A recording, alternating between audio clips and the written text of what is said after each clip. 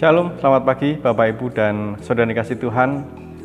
Terpujilah nama Allah pencipta langit dan bumi yang hari ini, pagi ini masih memberikan kesempatan kehidupan untuk setiap kita.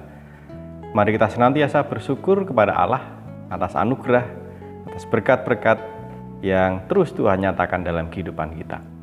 Dan mari pada pagi ini kita kembali bersatu hati, kita dengarkan dan kita renungkan sabda Tuhan untuk menjadi penuntun, penerang dalam hidup kita saat ini.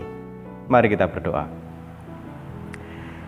Menghadap hadirat-Mu ya Allah dengan penuh syukur atas kasih setiamu, tak henti-hentinya kami menaikkan pujian kepadamu, Tuhan pencipta langit dan bumi.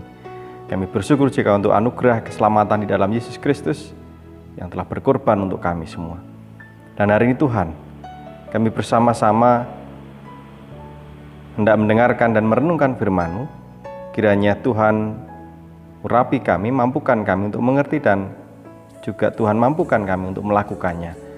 Sehingga firman-Mu sungguh-sungguh menjadi penuntun, menjadi penerang dalam hidup kami.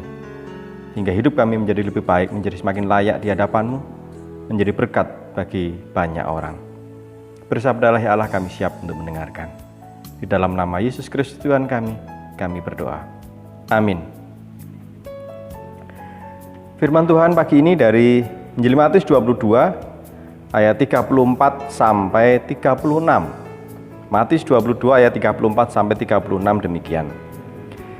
Ketika orang-orang Farisi mendengar bahwa Yesus telah membuat orang-orang Saduki itu bungkam, berkumpullah mereka. Dan seorang dari mereka, seorang ahli Taurat, bertanya untuk mencobai dia, "Guru, hukum manakah yang terutama dalam hukum Taurat?" Amin. Demikian firman Tuhan. Tema pagi ini, aturan untuk kebaikan. Ibu, Bapak, dan saudara-saudara dikasih Tuhan, kita semua tahu adanya berbagai macam aturan di kehidupan kita, undang-undang, aturan, norma, dan banyak hal lain. Itu tujuannya adalah untuk menata hidup kita, untuk mengatur supaya tertib, supaya teratur, supaya nyaman dan aman. Ada banyak aturan dalam hidup kita hari lepas hari. Tetapi seringkali kita juga punya pemahaman bahwa aturan itu dianggap membelenggu. Aturan itu dianggap mengekang kebebasan kita, menjadi beban. Sehingga tidak jarang banyak orang punya pemikiran aturan itu dibuat ya untuk dilanggar. Ingin bebas, ingin sesuka hatinya.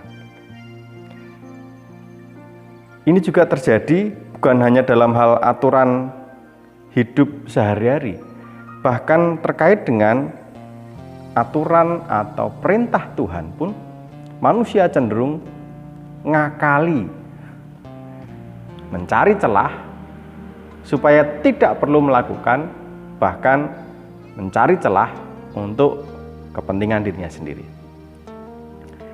Dalam bacaan tadi dikisahkan orang-orang Farisi menggunakan pemahaman mereka, kemampuan mereka, ilmu mereka terkait dengan firman Tuhan, terkait dengan aturan-aturan yang telah Tuhan berikan kepada mereka, bukan untuk dilakukan dan kemudian mewujudkan kebaikan untuk hidup mereka dan hidup orang lain. Tetapi saat itu justru mereka menggunakan itu untuk mencobai Tuhan Yesus, untuk mencari celah bagaimana menjatuhkan Tuhan Yesus, menjatuhkan orang lain. Untuk kepuasan diri sendiri, untuk menunjukkan bahwa mereka lebih baik, lebih hebat daripada Tuhan Yesus. Ini kecenderungan yang harus kita sadari dan kita akui Bapak Ibu Saudara dalam banyak hal, baik aturan agama, aturan kehidupan sosial, aturan politik, aturan hukum positif di negeri kita ini. Kita cenderung mencari celah, mengotak-atiknya supaya kita enak, kita tidak perlu melakukan. Kalau orang lain mau melakukan terserah. Kita ingin bebas, tidak ingin terbelenggu. Tentu bukan seperti itu. Sebagai anak-anak Tuhan, kita semua dipanggil untuk menerima firman Tuhan, perintah dan aturan yang dari Tuhan, karena kita meyakini itu semua adalah demi kebaikan kita, keselamatan kita, baik ketika hidup di dunia ataupun nanti setelah kehidupan kita ini berlalu. Nah, prinsip yang sama juga mestinya kita terapkan dalam hidup kita hari lepas hari. Aturan-aturan yang ada di sekitar kita dibuat oleh orang-orang yang memang berkepentingan, yang punya kompetensi yang baik. Itu semua untuk mengatur hidup kita bersama demi kebaikan kita bersama. Aturan lalu lintas, aturan tentang banyak hal lagi, itu semua demi kebaikan kita. Dan contoh kecil saja, saat ini tengah pandemi, pemerintah juga telah membuat aturan tentang protokol kesehatan. Bukan untuk membebani kita, tetapi itu dibuat supaya kita lakukan demi kebaikan bersama. Tetapi apa yang terjadi Bapak Ibu Saudara? Banyak orang, bahkan mungkin termasuk kita, isih ngenyang. Yang mestinya ketika kita berkumpul, ketika kita keluar rumah, ketika berkumpul dengan orang lain, apalagi ketika kita bicara, masker itu mestinya kita pakai dengan benar, malah dibuka. Pas ngomong, pas ngobrol dengan orang lain, justru masker itu dibuka, alasannya biar nggak sumpek, biar nggak sesek, tanpa mempertimbangkan kebaikan bagi orang lain, kesehatan, kenyamanan, keselamatan orang lain. Nah, tentu ini perlu kita renungkan bersama. Aturan ada, mulai dari perintah Tuhan, itu demi kebaikan kita. Aturan-aturan yang ada dalam lingkungan kita, itu juga mestinya kita terima dan kita lakukan dengan penuh ketekunan demi kebaikan kita bersama, diri kita dan orang-orang yang ada di sekitar kita.